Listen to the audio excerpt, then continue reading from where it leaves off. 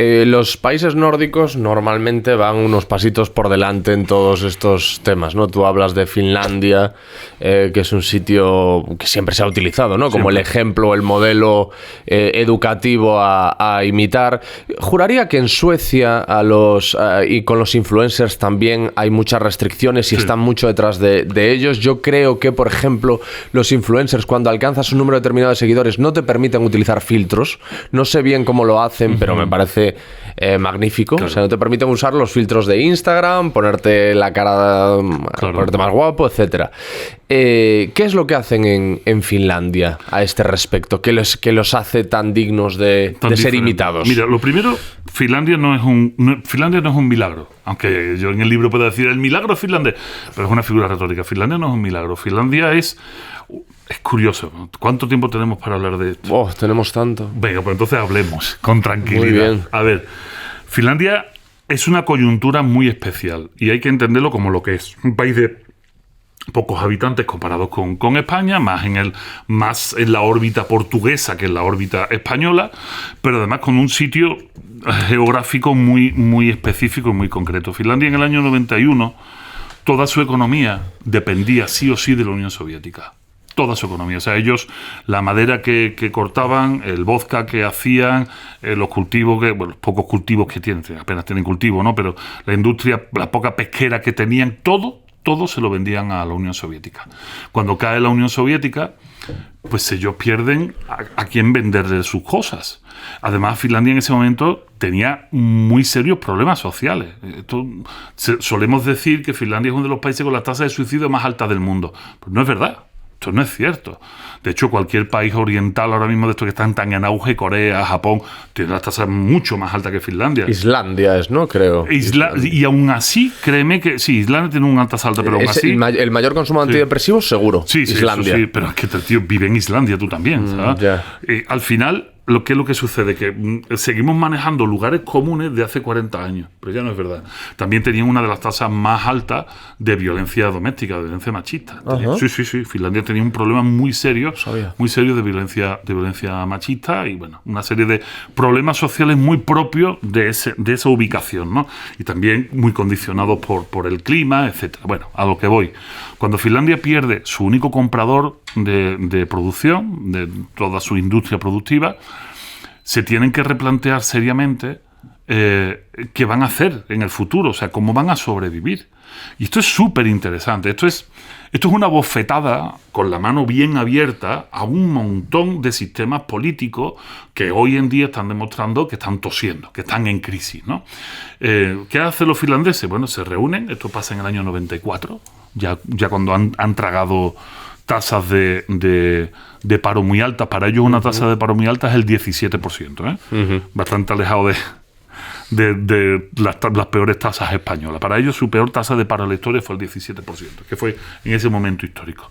Bueno, pues se reúnen todos los partidos políticos, todos los movimientos sociales y dicen lo siguiente: tenemos que cambiar nuestro modelo productivo. Nosotros ya no podemos vivir de vender cosas a un país que ya no existe y está en crisis, que es la actual Rusia, la antigua Unión Soviética. Y entonces se plantean, ¿qué es lo que podemos hacer los finlandeses que no puedan hacer ningún otro país del mundo? Y esta pregunta a mí me encanta. La hago en las conferencias y se le queda a la gente el culo torcido, ¿no? Lo único que pueden hacer los finlandeses que no puede hacer ningún otro país del mundo, ¿sabes qué es, Alex? Más finlandeses. Fácil, ¿no? Es fácil de entender. Entonces se dan cuenta de que la materia prima a explotar son ellos mismos. Entonces pasan de un modelo de producción al uso, de un modelo productivo al uso, a un modelo de producción cultural.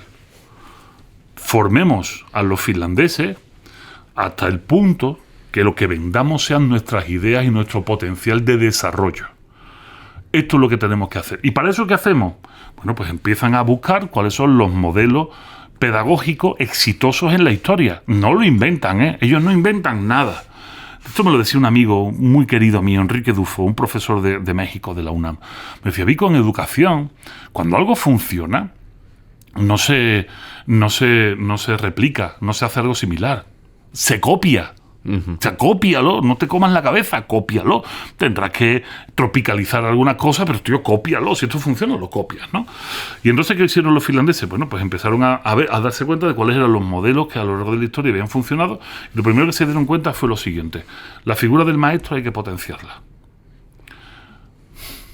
Si queremos una buena formación de nuestros alumnos, tenemos que tener una gran formación de los profesores. Tenemos que exigir a los profesores tanto como a un ministro, porque además van a cobrar tanto como un ministro, porque ellos van a ser los que van a cuidar el tesoro nacional. Y como no tenemos petróleo ni diamantes, nuestro tesoro nacional son nuestros niños.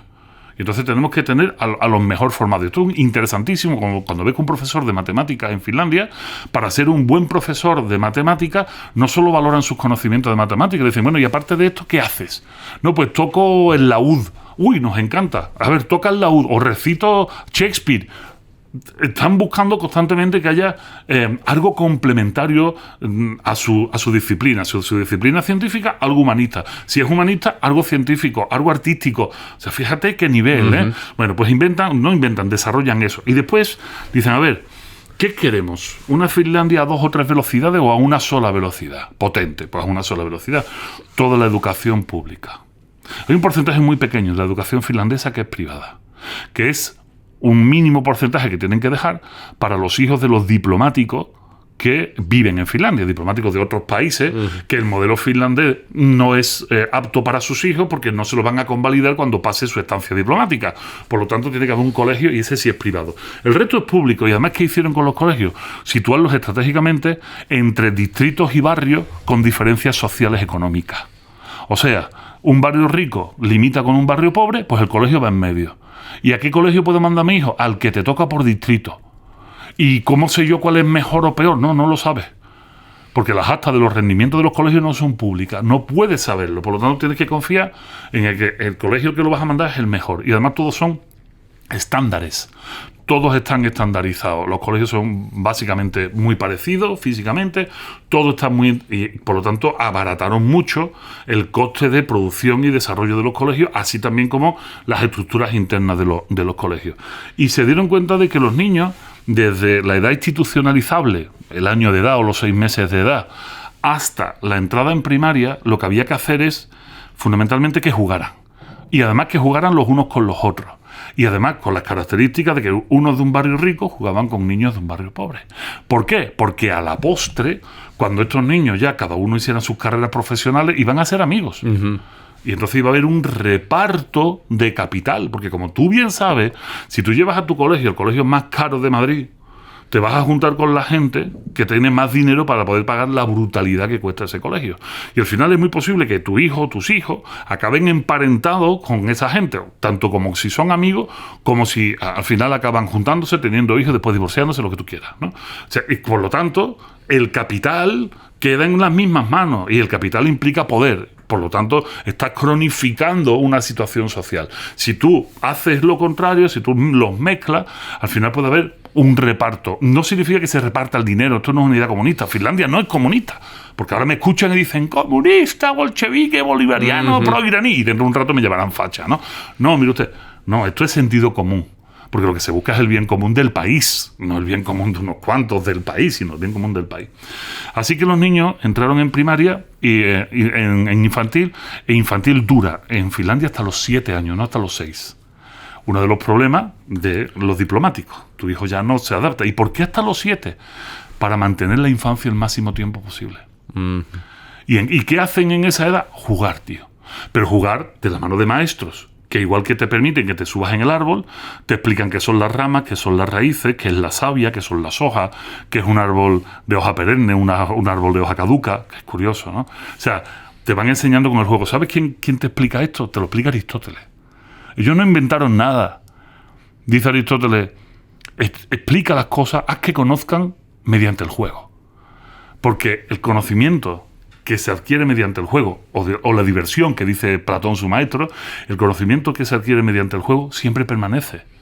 Y esto siempre permanece. Y lo que permanece no solo es lo que aprenden, sino los vínculos de amistad que hacen con los niños. Porque esos mismos niños son los que les van a acompañar hasta que se vayan a la universidad. Porque van a hacer todo el tránsito desde infantil, primaria, secundaria, bachillerato, hasta que se vayan a la universidad, sea como se llamen los pasos intermedios. A partir de que entran en primaria, ya con 7 años, que no les han obligado a leer a ninguno, empiezan a aprender a leer con 7 años. ¿Por qué? Pues porque es la edad que se estima madura para todos los cerebros para poder aprender a leer. Hay niños que leen con 3, sí, y otros que leen con 7. Por lo tanto, vamos a acercarnos a que todos aprendan a leer con 7. Pero claro, tú aprendes a leer con 7, pero tú ya tienes una base de conocimiento bestial.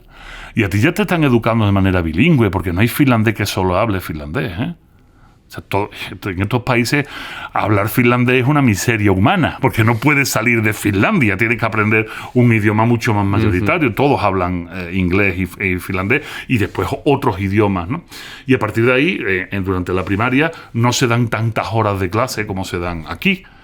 También es cierto que la posibilidad de los padres es mejor que la de aquí a nivel económico y no tienen que quizás trabajar tantas horas como tenemos que trabajar aquí, porque aquí además hay que trabajar muchas horas para pagar las extraescolares, pero es que allí no hay extraescolares, ni tampoco hay deberes, no hay tareas. Lo que no se hace en la escuela, pues no se hace al día siguiente y ya está. No hay nada de deberes para casa. No. En los primeros niveles no hay. ¿Cuántas horas de clase tienen? Son 4 horas de estudio. 4 horas en primaria son 4 horas. Vale. 4 horas, pero 4 horas divididas en 40 minutos, media hora de juego, 40 minutos, media hora de música, 40 minutos, media hora de ejercicio, 40, ¿vale? O sea, las extraescolares lo que hacen es meterlas ahí, integrarlas. Y de repente Finlandia se convierte en una potencia a nivel intelectual, a nivel cultural, y sus cerebros son los que nutren otras tantas universidades, otras tantas empresas del mundo, y lo han conseguido. ¿Que tienen sus problemas?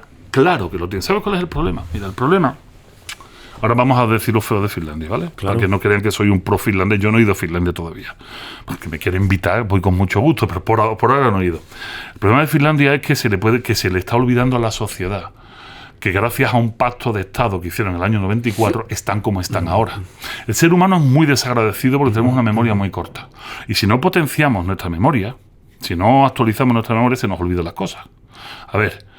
Tenemos un montón de garantías en nuestra sociedad democrática del año 2025 en España. Muchísimas garantías democráticas, muchísimas posibilidades de hacer cosas, muchísimas libertades en contra de lo que diga algún majadero de las libertades.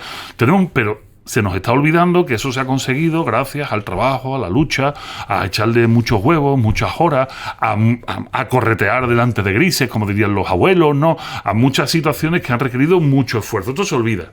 De tal manera que parece a las nuevas generaciones que lo que hay siempre ha estado.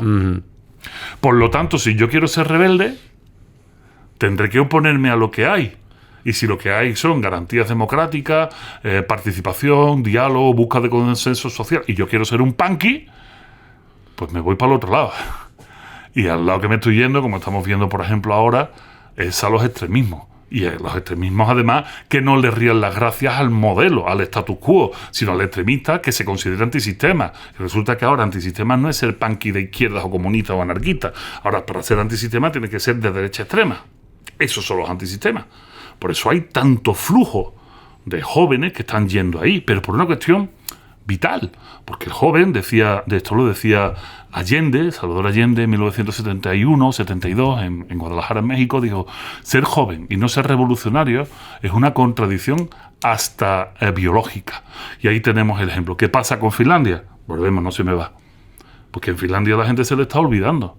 Las generaciones han cambiado, han pasado, y se les está olvidando que si están ahí ha sido gracias a poner los pies en el suelo y decir: oye, hay que hacer un pacto de Estado por la educación. Esto no se puede tocar.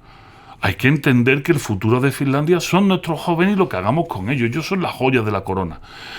Últimamente, los últimos gobiernos finlandeses tienen un color más de derecha, que esto no es malo. Lo que es malo es que es un empresario que está empezando a modificar la educación en Finlandia, está empezando a meter cuestiones del ámbito privado cuando se había puesto pie en pared y se había dicho no, esto va a ser público absolutamente, y claro, está empezando a haber una descompensación dentro de un sistema diseñado de una manera y que ahora tiende a otra. Por lo tanto, seguramente las calidades educativas no sean tan buenas, hay una inercia brutal, por eso es el país más feliz del mundo por 7º año consecutivo, según la ONU, 7º año, Finlandia, con el frío que hace, ¿no?